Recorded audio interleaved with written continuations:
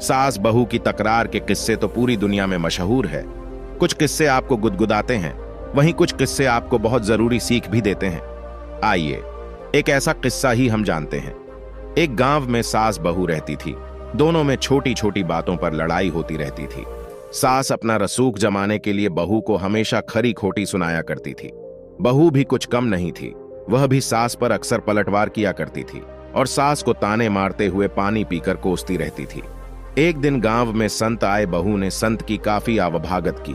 संत बहू की सेवा से काफी प्रसन्न हुए और एक दिन मौका देखकर बहू ने संत से निवेदन किया कि वह उसको कोई ऐसा उपाय बताए कि उसकी सास की बोलती बंद हो जाए। बहू के निवेदन करने पर संत ने कागज पर एक मंत्र लिखकर उसको दे दिया और कहा कि जब भी तुम्हारी सास तुमको बुरा भला बोले, तुम इस मंत्र को कागज पर लिखना और अपने दांतों के बीच दबा लेना। दूसरे दिन जब सास ने बहू के साथ झगड़ा किया और उसको अपशब्द कहे, तो सास ने संत के कहे अनुसार किया और मंत्र को कागज पर लिखकर अपने दांतों के बीच दबा लिया।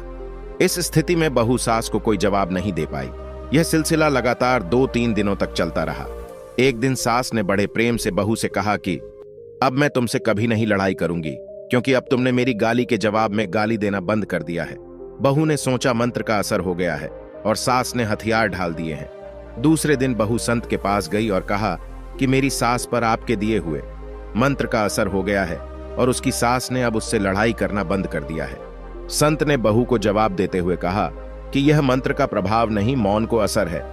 तो दोस्तों, चुप रहने में क्या हासिल होता है, यह सब खुद ही आप सबने सुन ही लिया होगा।